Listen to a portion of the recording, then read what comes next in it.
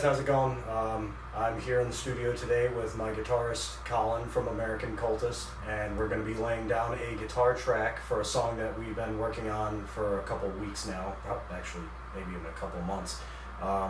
So I just kind of wanted to take the opportunity to go through some of my setup.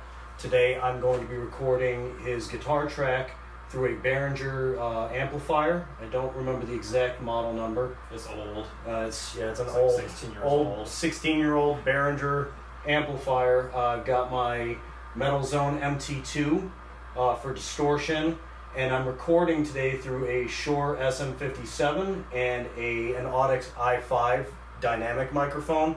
Running those through my Behringer mixer into my Scarlett 2i2, and I'll be using GarageBand to take the signal in and actually lay down the track. I have some EQ through the mixer, and I'm going to eventually add some EQ through GarageBand also, just to fix the signal up a little bit. But yeah, without further ado, let's go ahead and we'll get started here.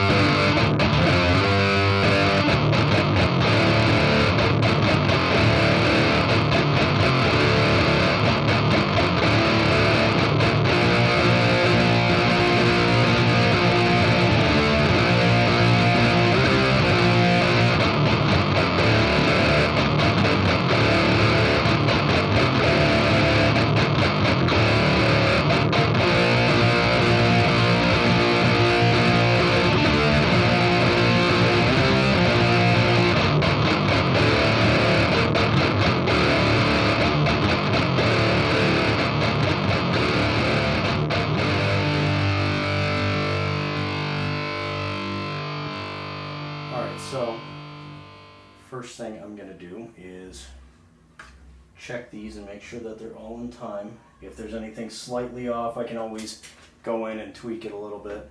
I'm not going to sit here through the editing process because I could be here for days doing that, and I've got other stuff I got to get done tonight, but I will at least go through some of the basics of what I do here with these files. So I primarily am counting on this SM57 track, so we'll isolate this, and I'll temporarily bring my mix down just a bit so I don't blow out the rest of everything, and I can kind of see where things are balanced. I do have this on, the EQ. I'm going to turn that off on both of them because later I'll go back and EQ it the way I want, and I want to see how the clean signal sounds without that additional EQ. So here we go. Let's see. Set my level.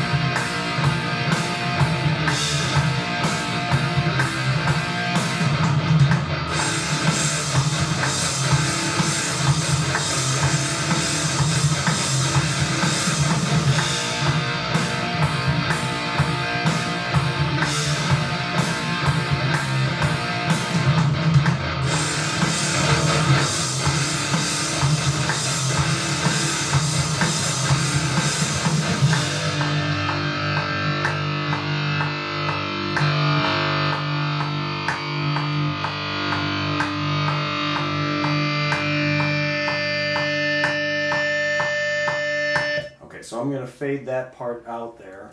That sounded pretty good. It was maybe there was some rough chugging. Maybe the other take will have some. Everything. I mean, realistically though, that was a pretty good take. I can work with it. I can tighten it up a little bit. Like you pretty much nailed it. If you fell off at all, it was slightly. During the part where it goes to the 8 and 10 that then I started rushing the chugging. But maybe on the first take, or on the second take, I can just cheat that. Yeah. So no maybe you can necessarily go back. That was pretty much a damn near perfect take. So what I'm gonna do here is I'm going to leave these other ones muted, unmute this, turn off the record on both of these, and I'm going to,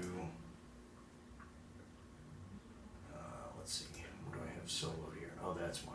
So, mute that track, and I'll see how this fits in with the rest of the song now at this part. So.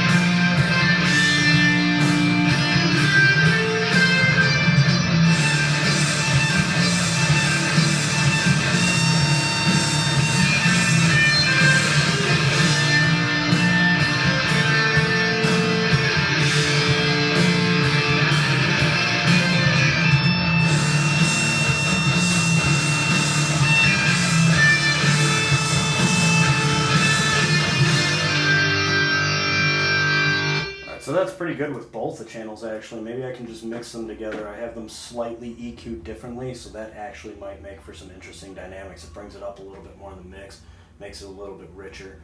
I'll go back in, at some point I'm gonna mess with the ambience and maybe a little bit of reverb back and forth. I need to do some EQ. That's all super involved stuff. But one of the things I forgot to mention is I always run my dynamic microphones actually through my cloud lifter. What that does is it brings their level up to a more reasonable recording level. So that helps to make the signal a little bit better, a little bit stronger. Otherwise you're recording really low. Even I've had to crank it up on my Scarlett 2i2 just to bring it up to a reasonable level. And the cloud lifter does a great job helping me bypass that. It just gives a nice clean sound like you can see there. The levels are all nice and strong on both signal. But what I'm gonna do is spend the next couple days here tightening up some of these parts, EQing stuff, and I will bring it into a master mix and mix the whole thing down, bring it into a master mix, and do my master EQ on it, raise the volume on it, and make it a little bit, bring it up so it's a little bit louder, bring out some of those other harmonics. But that is my basic setup actually for recording a guitar for one of our songs. It's kind of a newer setup actually that I just started doing, the double miking technique.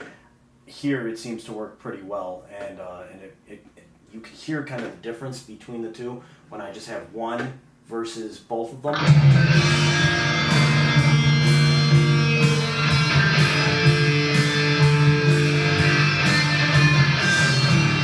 You can hear that adding both in kind of gives it extra harmonics, and even though it's just for one guitar, it sounds really nice together. Doing one at a time kind of leaves it sounding a little thin for my taste. I could definitely EQ each individual signal, but if it sounds better with the two parts together, then I'll treat them as one and just work with that. So there you go guys, pretty simple setup. Anybody pretty much could get the gear that I've got. None of it was really expensive. Maybe just take a little bit of time, buy it piece by piece if you're looking to start a home studio. But all in all, I think Colin did a great job. This last take here sounds pretty solid. There's a little bit of tightening up that I have to do. Same thing with most things, typically. If you don't get it perfect, that's okay. That's what mixing is. That's part of the mastery here. And all in all, good take all around. So there you go, guys. Hope you guys enjoy that video. Please like, share, subscribe, follow, and come on back for the next one if you would. Thank you very much for tuning in.